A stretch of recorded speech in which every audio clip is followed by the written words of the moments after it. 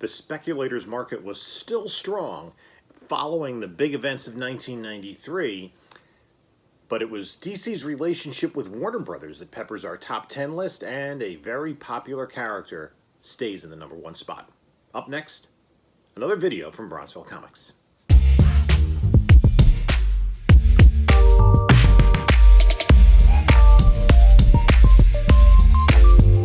Hey there, comic book community. This is Jim from Bronzeville Comics with another DC 1990s Top 10 video, and this time we're going to look at 1994. And sales figures were still pretty strong. The crash had not yet decimated the comic book industry, but DC was experiencing a little bit of a backlash after the huge events of 1993, namely the death of Superman and the breaking of the Bat. Some of those storylines were still in play, as we'll see in the top 10 list, and some of the honorable mentions. So let's start. And also, we're looking at second-generation characters are starting to come into play here, characters that we have seen in properties on TV and in the movies, and continue to be popular characters. Coming in at number 10 is Batman Adventures Annual #1. An offshoot of the popular animated series on the Kids WB at the time. We saw in 1993 that Batman Adventures #12, the first appearance of Harley Quinn, was at the top of our list. That's a huge, huge book. Batman Adventures Annual #1 does sell for around $15 raw, and the most recent 9.8 sale of $114 was in June of 2020. Up to number 9 on our list is Wonder Woman #90, and this is another next generation hero. We've seen her in Young Justice, and this is the first appearance of Artemis. This is a book that goes for probably in the $25 to $30 raw range, and $114 average sale in a CGC 9.8.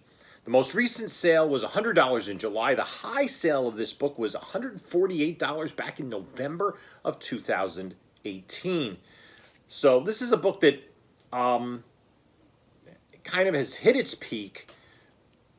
It is a character that still remains fairly popular, and we will see these second-generation characters coming in again. It was DC's Zero Hour that year, and number 8 on the list is Green Arrow Zero. This is the first Green Arrow book that's made our list in the 1990s, and this is the first appearance of Connor Hawke, the son of Green Arrow, who would later take up the mantle of the character.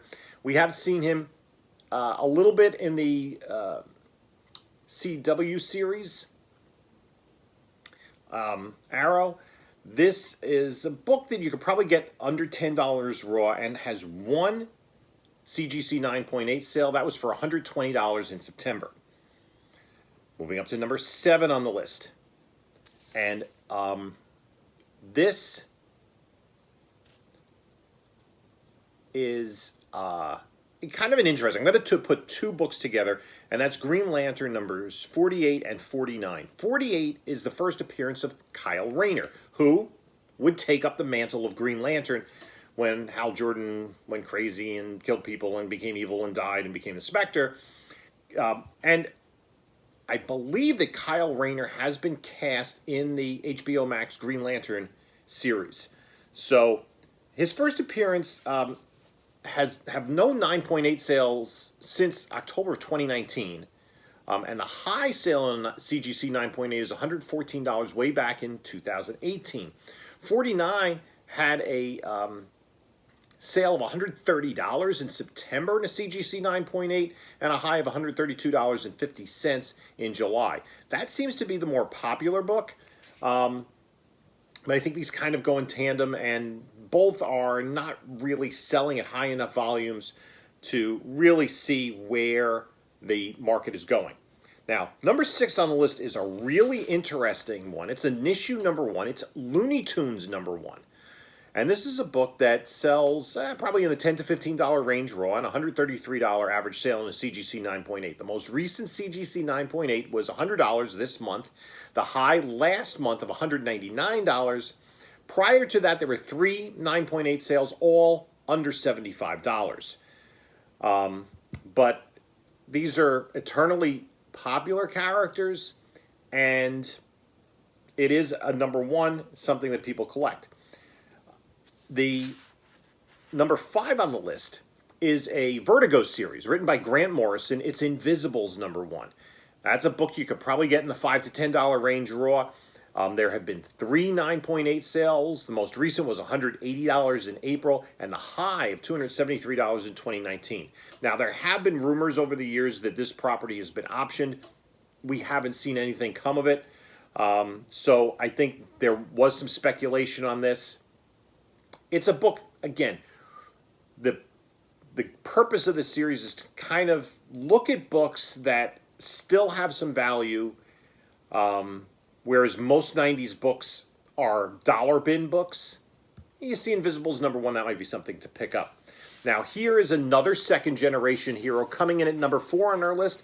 That's Flash 92, the first appearance of Impulse, the grandson of Flash. On the TV show, we saw him last season. He's the son of the Flash, but in the comics, he's the grandson.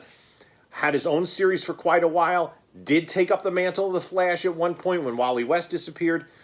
This is a book that probably goes in the $15 range raw, about $181, average sale in the CGC 9.8.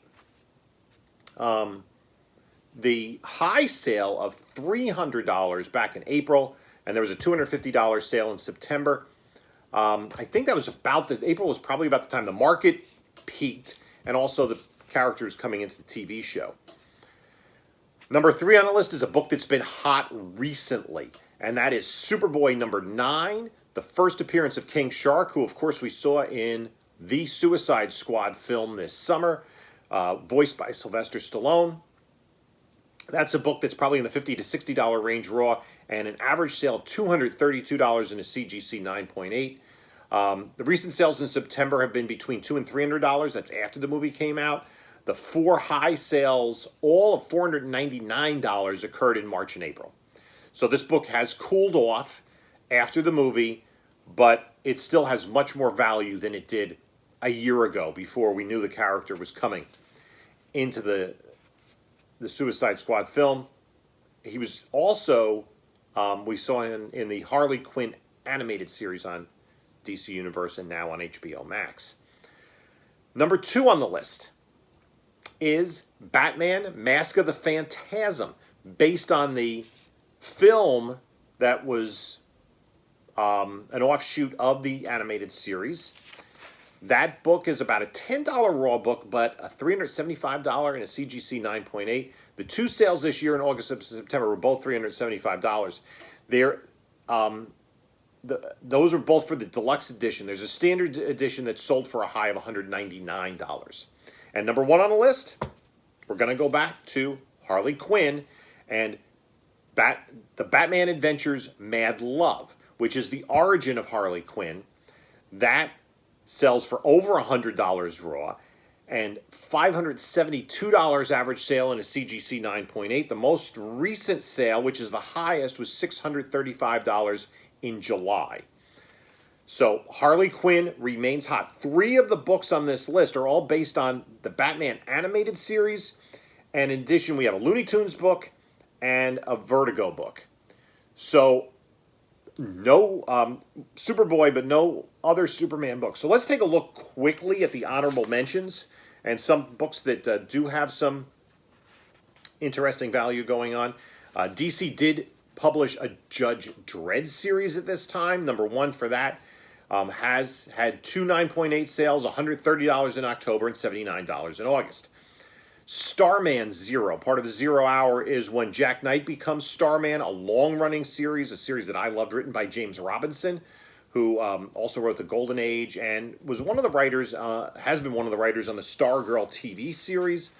That book, the last sale in a CGC 9.8 is $110 in April, the high of $120 in February. That's when Jack Knight, the grandson of the original Starman, Ted Knight, not to be confused with the Starman in the TV series, Sylvester Pemberton, who was the Star-Spangled Kid, and later Skyman, which is a whole different thing. Sylvester Pemberton was never Starman in the comics. We also talked about Green Lantern 48 and 49. Green Lantern 50 which would be the second full appearance of Kyle Rayner, and I believe it's his first cover appearance, has had a most recent sale of $110 in a CGC 9.8 in September and a high sale of $124 in July. Again, if that character we see in the HBO Max series, these books could pop a little bit. Superboy Zero. Now, remember DC, and this really annoys me because I'm never sure where to put the issues numbered 0 and 1 million in the collection. Do I put 0 before number 1? It seems kind of weird. You know what? I put Batman 0 before Batman 1. It's really confusing, but there was one month this year in 1994 that DC just did. It was a 0-hour tie-in, which was their big crossover, and they just did issue 0 for all of their continuity books. Superboy Zero is a cameo of King Shark, and that's had one CGC 9.8 sale of $101 back in February. Another interesting book is Legionnaires number 16, solely for this Adam Hughes Dream Girl cover. That's had two 9.8 sales, $100 in October and $125 back in 2019, totally for the good girl art. Steel number 1, which is the first of the ongoing series starring John Henry Irons, a character who we saw play a prominent role in season 1 of Superman and Lois. That book has had one sale of $79.95 in a CGC 9.8 back in 2020. There was, of course, the movie starring Shaquille O'Neal. The less said about that, the better. So that is a character that did become popular, but again, such a high print run, it doesn't retain a lot of value. Wonder Woman number 0 has sold for as high as $78 in a CGC 9.8. Flash 91, which would be, I guess, is there a cameo of Impulse in that? That sold for $75 in April in a CGC 9.8. Robin 0 is the first of the first issue of the ongoing series, first Robin ongoing series starring Tim Drake. That's had one CGC 9.8 sale. A couple of other key issues is Spectre 22, which is the first published artwork of Alex Ross. That is a book you can easily find in dollar bin, Spectre number 22. And a book that's really interesting. No 9.8 sales.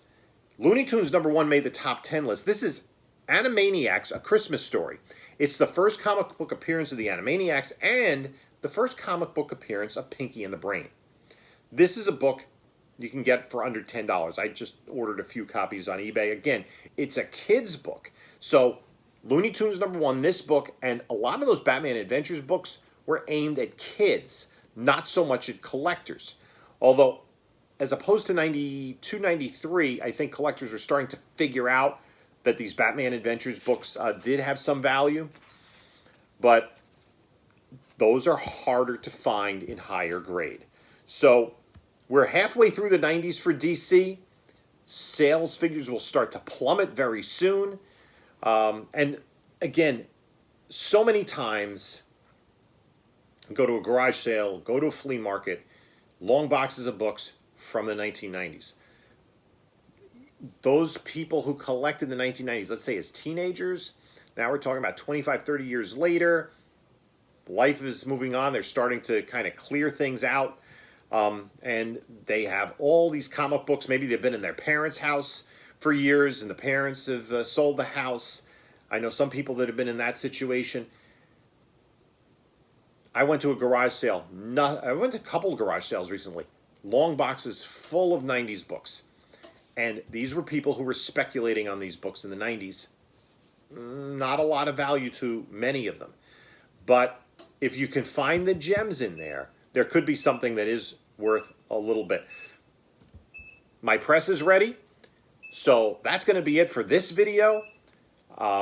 You can check out a couple of my most recent videos, the big X-Men collection that I picked up recently, and the books that I picked up this past weekend. Guys, subscribe, like, leave a comment. We've passed our 750 subscribers. I did the giveaway.